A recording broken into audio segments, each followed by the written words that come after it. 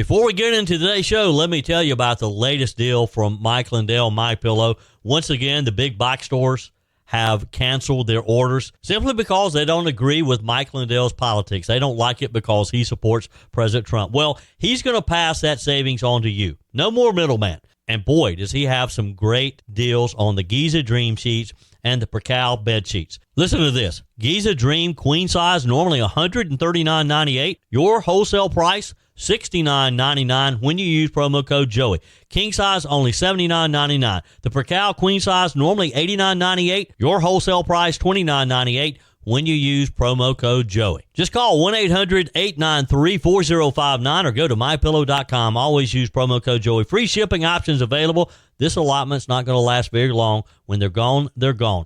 MyPillow.com, promo code Joey. Thanks for joining me in the PhD Weight Loss and Nutrition Studios. To lose weight for the last time, visit myphdweightloss.com. Welcome, and thank you for spending a few minutes of your day with me. Here's what we're going to talk about today. More details coming out of Boulder, Colorado. The attack on Sunday. Paperwork with the word USAID was found in the car of Mohamed Sabry Soliman, who's accused of allegedly throwing explosives at a group in Boulder, Colorado, peacefully protesting for the release of Hamas's hostages. At least 80 people, including 2 alleged cartel members and 1 person wanted in an international murder case. They were arrested during a large-scale operation involving federal, state, and local authorities this weekend in the low country of South Carolina. We have the details in today's show. And also, the largest ever ICE operation resulted in nearly 1,500 illegals arrested in a blue state. We have those details for you as well. The House Freedom Caucus is demanding that the House of Representatives vote on the White House's impending $9.4 billion federal spending cut proposal the same week that it lands on Capitol Hill. We'll give you the latest on that as well. I told you we'd be back. And ye shall know the truth, and the truth shall make you free. It's Joey Hudson. I wanted to name it the Joey Hudson bill, but, they don't allow you to put names on bills. But I wanted to call it the Joey Hudson bill because I know that one's been near and dear to you for a number of years. That's how it's done. Let your voice be heard. And the truth shall set you free. Here's Joey Hudson. Investigators released additional information on the horrific attack on a group of pro-Israel supporters in Boulder, Colorado on Sunday. The man named Mohamed Sabry Soliman is sitting in jail right now on a $10 million bond after he allegedly launched a Molotov cocktail attack on a peaceful pro-Israel protest, a group advocating for the release of hostages still being held in Hamas. So let's pause right here. This wasn't a brawl. It wasn't a scuffle. It wasn't a shouting match. They didn't provoke him. According to police, this man tried to set people on fire. He injured 8 people, and he had 14 unlit cocktails ready to go, ready to throw at other people. Wow. His target, as he told federal agents, a Zionist group. So let's be real clear here. This was a premeditated act of terrorism. Soliman admitted that he'd been planning this attack for over a year and waited until his daughter's graduation to execute it. He even told law enforcement that he'd do it again. He wasn't sorry that he had hurt these people and killed this person. More on that planning in just a minute. The point being, it wasn't random. This wasn't confused ideology. This was an intentional political violence. This was terrorism rooted in his hatred for the people of Israel. And here's where it gets even more disturbing. Inside his car, documents marked USAID, the U.S. Agency for International Development, the agency that has some notoriety now thanks to Elon Musk and Doge. The agency says he doesn't work for them, but someone needs to explain why those materials were in his vehicle at all, alongside paperwork referencing Israel and Palestine and a red gas can. So let's talk immigration. Soliman entered the U.S. from Egypt on a temporary visa in August of 2022. That visa expired in February 2023. He overstayed it. He was still here over a year later, and the Joe Biden administration, the Kamala Harris the border czar, did not care. He's one of probably millions just like this.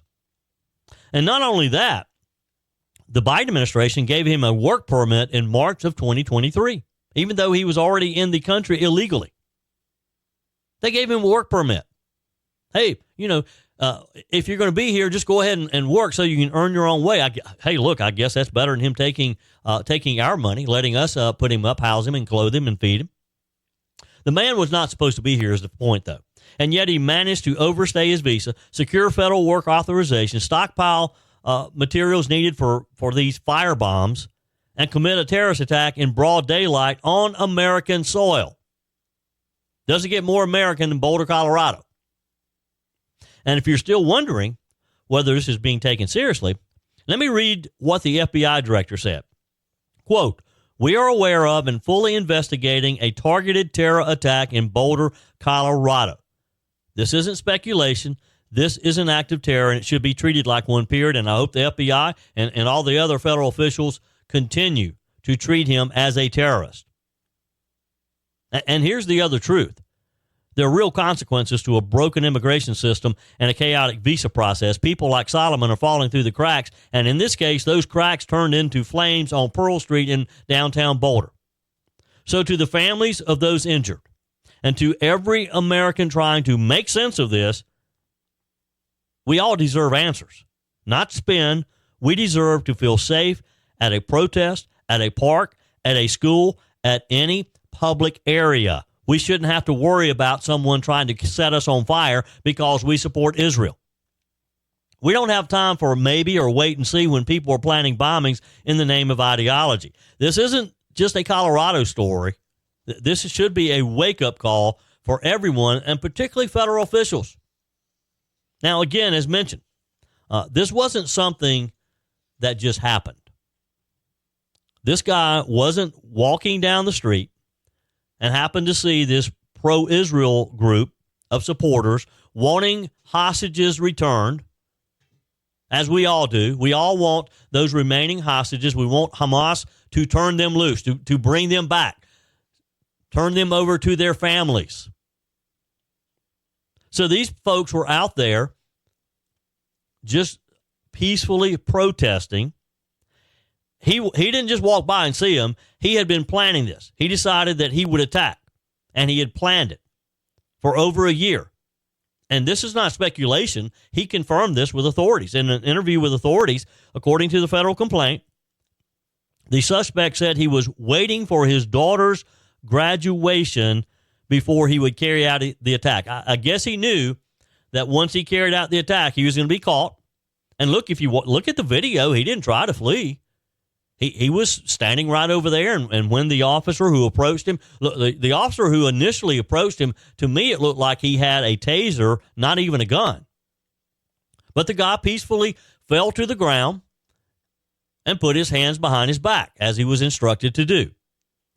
But I guess he knew that once he did this, once he committed this crime, that he'd be gone for a long, long time, and his daughter would not see him again.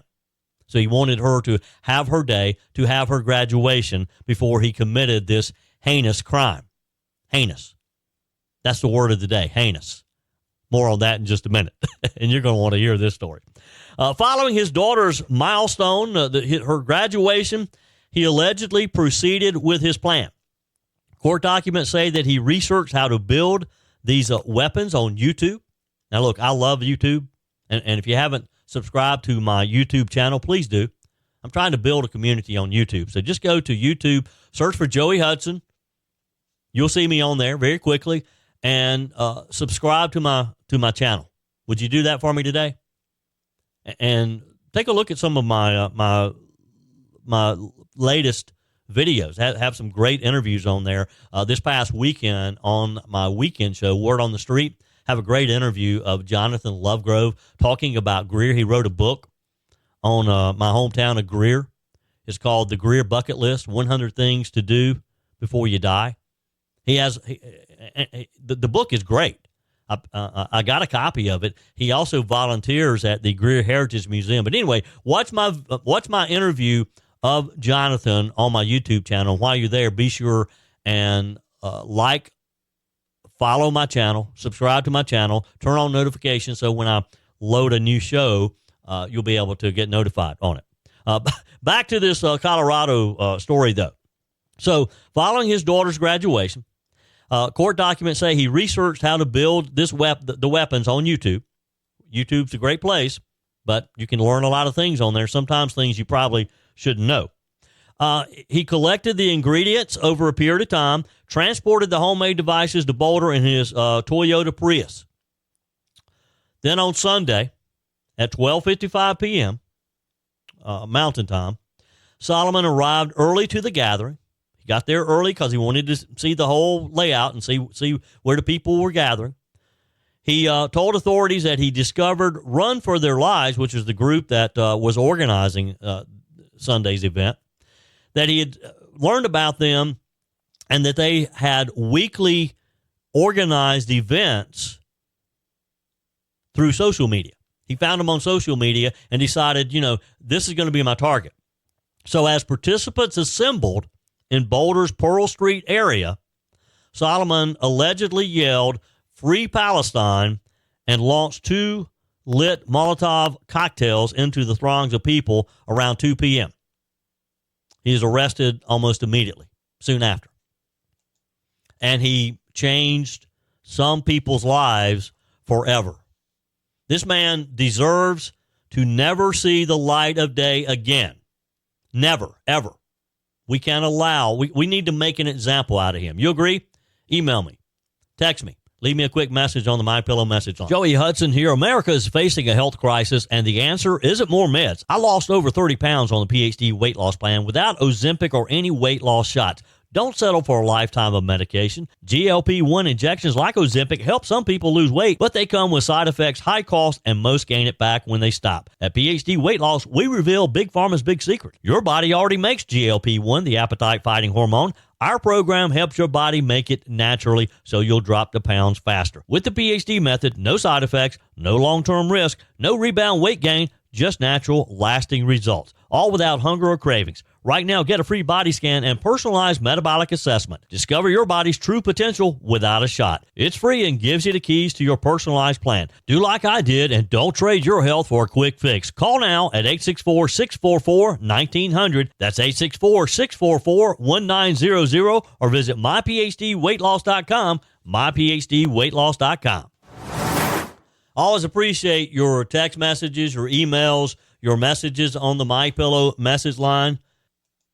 Keep them coming. Texter says, Joey, I've never understood why government funds NPR. Quite honestly, I haven't either. If you can't get advertisers to put their product on your station, then why do they think taxpayers are supposed to keep them on the air with our tax money? Ray writes, good day, Joey. Watching the coverage of the Egyptian illegal alien in Colorado. I think back to the Old Testament calling for an eye for an eye. Maybe we should set his feet on fire and let it burn up his hips. Wow. I don't want to mess with you, Ray. All this while singing Israeli songs. I hope I'm not too soft on him. Something must be done to stop this madness. Well, I agree with you, Ray. We do have to stop this madness, and we do need to make an example out of him so that some of these other folks don't get the idea that you can just come to the United States and you can bring your terror with you. Not going to happen here. When you talk for a living, like I do, you sometimes pronounce things incorrectly. And I mentioned the word of the day a minute ago. I did that yesterday. And as soon as I said the word, I knew that I'd said it wrong, but I just kept going, thinking, oh, no one will notice. Well, wrong. You always notice. You always do. I received a text with the proper pronunciation. I can't even say pronunciation. With the proper pronunciation of the word heinous. In fact, they even included a link to Google with the correct pronunciation. You are looking at Julian's pronunciation guide, where we look at how to pronounce better some of the most mispronounced words in the world, like this other curious word. But how do you say what you're looking for today? Heinous. Heinous is how you say it. Heinous. Heinous. Both British and American pronunciations are similar here, so it's easy. Heinous. And now you know. And yes, now I know. Heinous. Thank you for always keeping me in check. That was heinous of you to send me a text correcting my pronunciation. Just kidding. Keep the text, emails, and messages coming. Always appreciate that. Treasury Secretary Scott Bessent called out CBS's Face the Nation anchor Margaret Brennan on Sunday for warning back in March that Trump administration tariffs on imported goods would raise prices for American consumers after inflation cooled for a 4-year low in April. During the interview on CBS Face the Nation, the CBS anchor again challenged Mr. Bessent to respond to the economic concerns that President Donald Trump's tariffs pose to consumers. But Bessent argued that alarmist predictions about inflation increasing had been wrong before, and he believes they're still wrong. Brennan pressed Bessent about retail giants like Walmart and Target weighing price hikes due to the uncertainty surrounding the tariffs. Brennan told Bessent, when you go back to school shopping, things are going to cost more. Bessent disagreed. He pushed back, saying retailers like Home Depot had said they don't plan to raise prices in response to the tariffs. Brennan insisted that consumers would feel economic pain from Trump's strategy. She quoted from a Wall Street Journal opinion piece by Karl Rove, warning that companies like Walmart would not be able to break even if they couldn't absorb the tariff costs. Now, first off, to be quoting Karl Rove from the Wall Street Journal, Karl Rove does not care for Donald Trump. He's going to say anything he can to try to tear the president and his administration apart. So forget that. But back to Bessent and Brennan.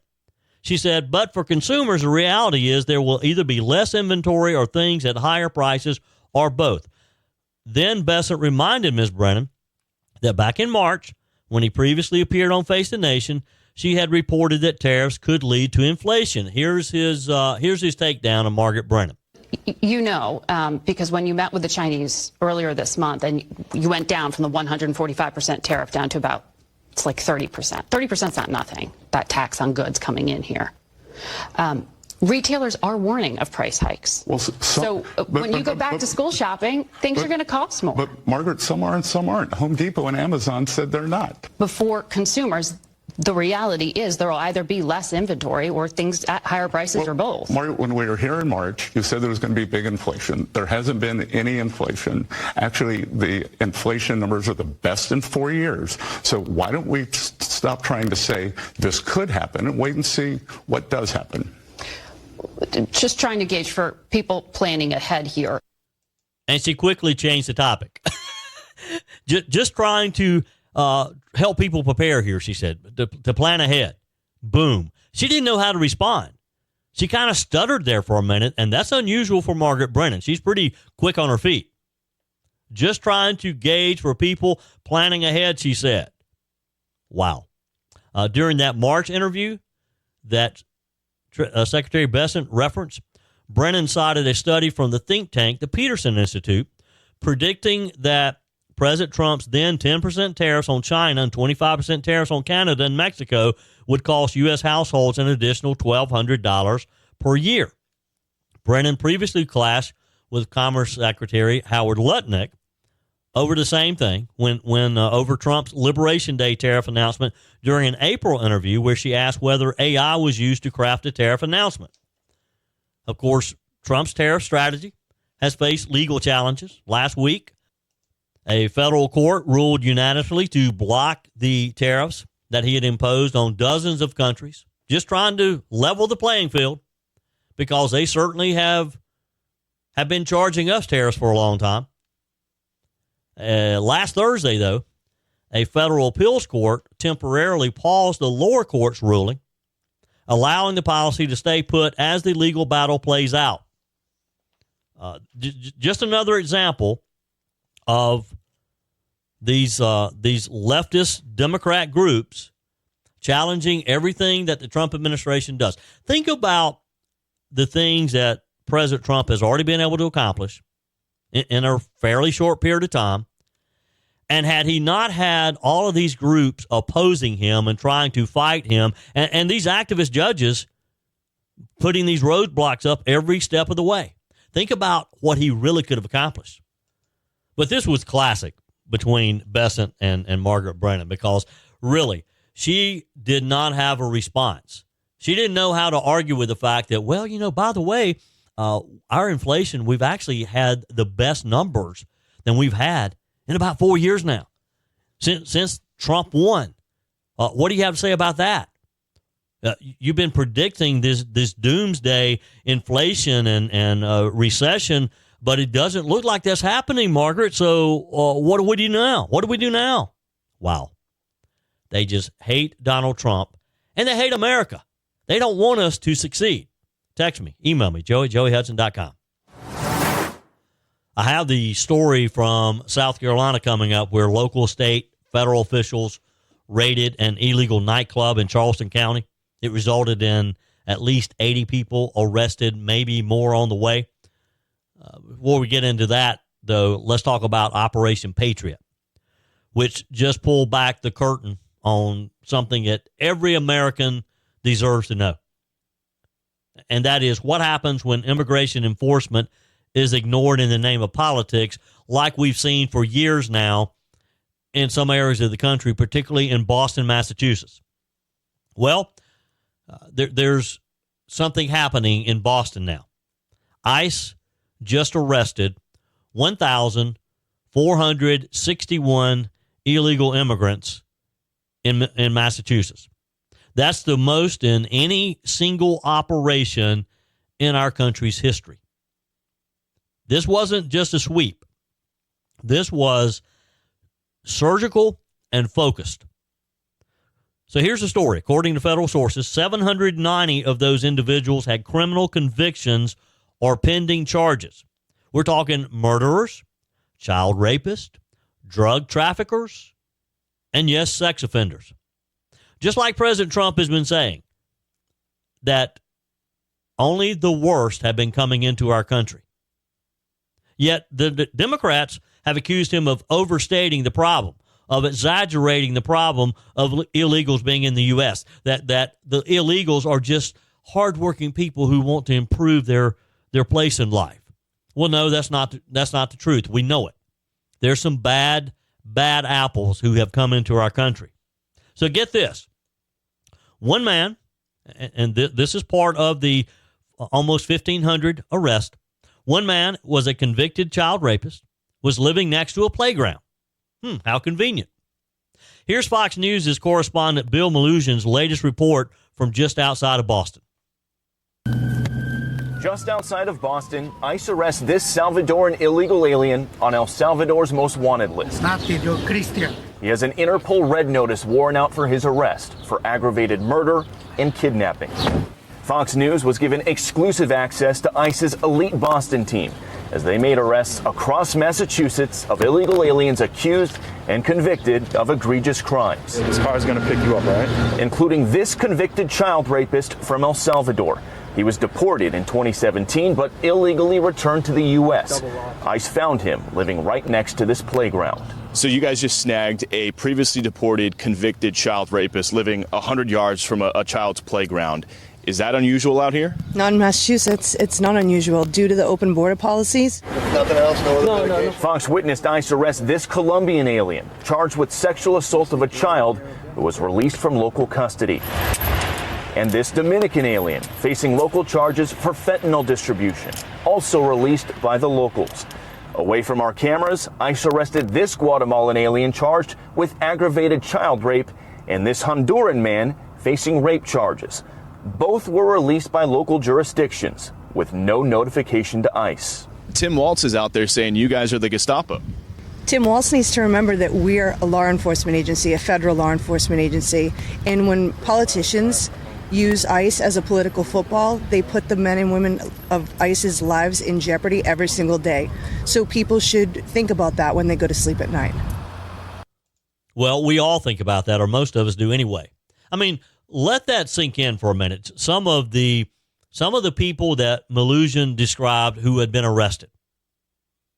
This is not about immigrants. This is about criminals, dangerous people who were known to law enforcement, requested for pickup, yet they were released back onto the streets of their community because local sanctuary jurisdictions refused to cooperate with ICE. They didn't like the idea of Donald Trump's ICE, or Joe Biden's ICE for that matter, arresting these illegals for the sake of politics.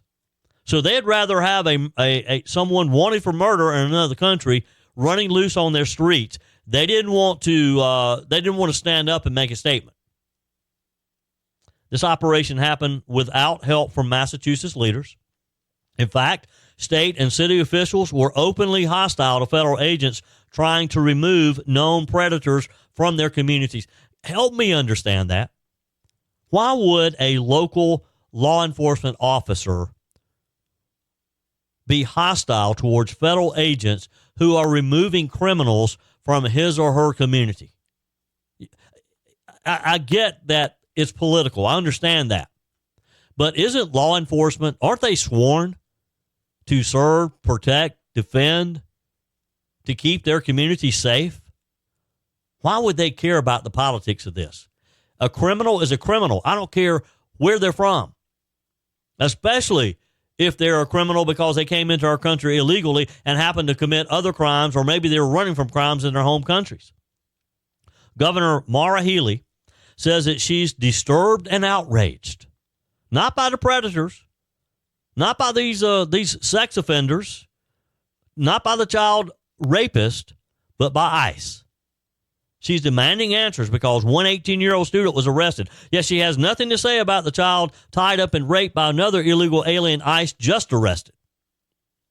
Where is the outrage for that child? This is what happens when ideology outweighs safety. When your elected leaders prioritize optics over protection and posturing over prevention. Acting ICE Director Todd Lyons said it very plainly. If sanctuary cities turned these violent criminals, aliens, over to us instead of releasing them, we wouldn't have to go into the community like this. That's it. That's the point. When ICE notifies your local law enforcement agency, that guy that you have in jail right now, yeah, you picked him up because of a DUI or public drunkenness, but he's also a convicted child rapist from El Salvador. We want him after you finish with him. But yet, they're so opposed to Donald Trump cleaning up our streets, closing our borders, that they would rather oppose the Trump administration and oppose ICE agents who work for the Trump administration than to turn these criminals over. ICE isn't knocking down doors for fun. They're doing this because local leaders refuse to do the bare minimum, cooperate with federal law enforcement to protect their own constituents, to protect their own communities. How crazy is that? So let me ask you this. If your city shielded convicted rapists and violent criminals, would you call that leadership or would you call that negligence? Look, the city officials, the state officials of Massachusetts who allowed this, they should be charged for criminal activity. They should be charged. They should be thrown out of office. This operation, known as Operation Patriot, was only necessary because the system broke down, because warnings were ignored, because sanctuary policies became protectors of these predators. Make no mistake. ICE says they'll be back. This is just the beginning. Because as long as sanctuary cities continue to harbor known criminals, and that's what it is, isn't it? It like the judge out in the Midwest who helped a known illegal. She knew that agents were waiting for the release, and she literally helped them out the back door of her court. She's paying the price now. She's having to take responsibility for that, as she should. And that's what should happen to some of these other officials. If a local sheriff doesn't turn over a convicted child rapist to ICE because he's opposed to the Trump administration, although that's probably not a good example because I don't know many local sheriffs who don't want to put criminals behind bars, who don't want illegals sent back to their country. But there's some like that. But they're primarily the politicians. They're primarily the mayors and the governors of these blue states who want to make a statement. Well, again, look, ICE isn't playing around. We're going to see more of these large-scale operations like this. This isn't about politics. This is about safety, public safety. This is about common sense. This is about what's best for the people, the Americans, the U.S. citizens in our local communities, in our states, keeping them safe, keeping their families safe. And if protecting your family is controversial, which I can't imagine how that could be, there's something very wrong, isn't there? If it's controversial for you to turn over a known drug offender, someone who has been spreading fentanyl in your community because you oppose the Trump administration, there's something bad wrong with you. But this is just the beginning. Coming up, I'm going to tell you the story of a similar raid, a sting operation in the Palmetto State in South Carolina, where Governor McMaster, state law enforcement, federal officials, they too showed what you can do if you work together. That's coming up. Your comments are welcome on the Furman Ford text line, 864-477-JOEY. That's 864-477-5639. Emails always welcome, joey@joeyhudson.com. Speaking of the Furman Ford text line, it's never been more important to support locally run businesses owned by people who actually live here in the upstate. Let me take a minute to talk with you about our friends at Furman Ford. If you're looking for a new vehicle, maybe a great pre-owned vehicle, one you can trust, or maybe you're looking to order that special vehicle. Either way, if you want a new one, a brand new one, or a pre-owned that you can trust, the folks at Furman Ford, they're there to help you. Their name is on the sign because their name is on the line, because every single transaction is important to them. Jim Furman, Matthew Furman. They do business the right way. When you stop by, when you give them a call, or maybe when you just send them a quick email, you're always going to have access to a member of the Furman Ford family. And by the way, they also offer great service, and you're not going to have to wait weeks and weeks to get it done. And you do not have had to purchase your vehicle at Furman Ford. Doesn't even have to be a Ford. They service all makes and models. Visit my friends at Furman Ford online at furmanford.com, furmanford.com. Often hear comments about, well, what's South Carolina doing to fight illegal immigration, to help President Trump with deportation of illegals here in South Carolina? Is Governor McMaster doing what Ron DeSantis is doing in Florida? Well, at least one operation is showing that South Carolina officials do, in fact, work hand in hand with federal officials. At least 80 people, including 2 alleged cartel members and 1 person wanted in an international murder case, were arrested at an unregistered nightclub during a large-scale operation involving federal, state, and local authorities this past weekend, and the details were revealed in a news conference yesterday. South Carolina Governor Henry McMaster, Attorney General Alan Wilson, SLED Chief Mark Kill, and officers from more than a dozen law enforcement agencies stood together at the news conference yesterday to share the facts of what happened amid a lot of rumors in Charleston County of what was going on.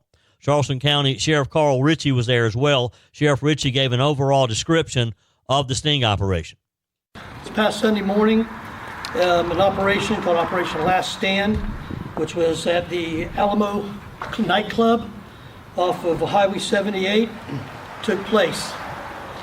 This operation's success is in thanks to the great partnership between our federal, state, and local agencies. This particular location has been a source of a lot of disruption, crime, assaults, drug dealing, etc. going on in that particular area. There were 116 arrest warrants served. These were warrants that were already on file. I understand in that nightclub, and we'll talk a little more about the illegal activity going in there, probably over 200 plus people that were in that club. That's a lot of criminal element in that nightclub that was in there. Of those were 2 high-level cartel members that were arrested, including those that were with the Los Zetas cartel and from the Tren de Aragua gang. I mean, these were some bad people there, folks. More than 70 of the people taken into custody were not legally in the United States, according to the U.S. Department of Homeland Security spokesperson Lindsey Williams. All non-citizens taken into custody, we're told, were transported to the CE Process Center in Folkston, Georgia. Folkston is located in rural southeastern Georgia, about an hour north of Jacksonville, Florida. Another dozen or so citizens were also arrested. Anyone in the country legally was booked into the local detention center, according to Ms. Williams. In all, 116 warrants were served, and the investigation is ongoing, according to the officials. There could be more arrests.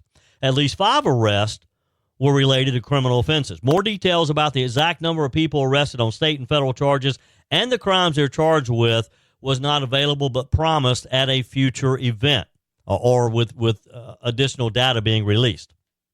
Law enforcement said that that information will be coming.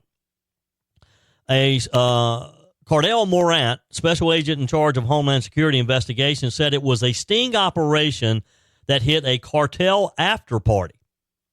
It was dubbed Operation Last Stand. The investigation has been in progress since November, according to officials yesterday.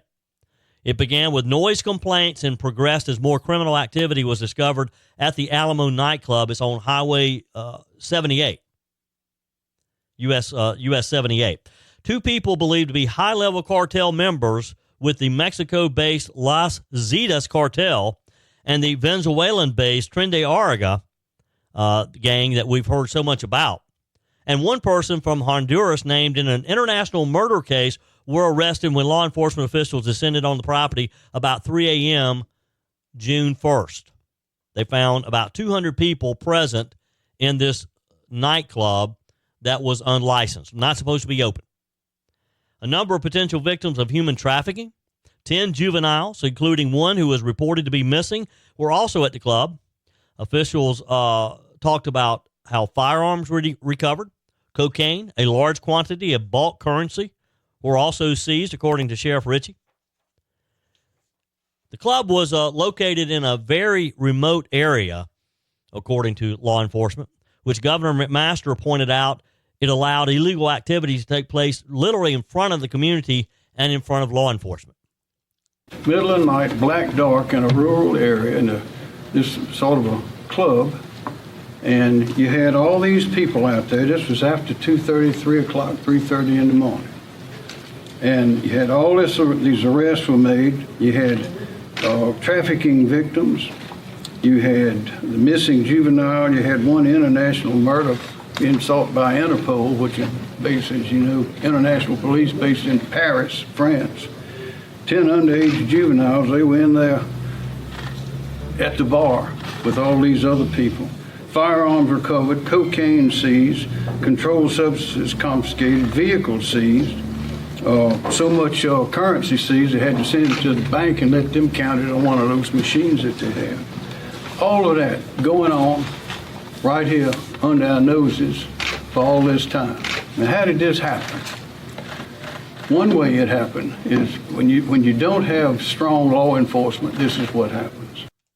Well, they found out on Sunday that there's a new sheriff in town because Sheriff Ritchie is newly elected. He was elected in November, and he promised then that he was going to crack down on illegal activity involving folks in our country illegally.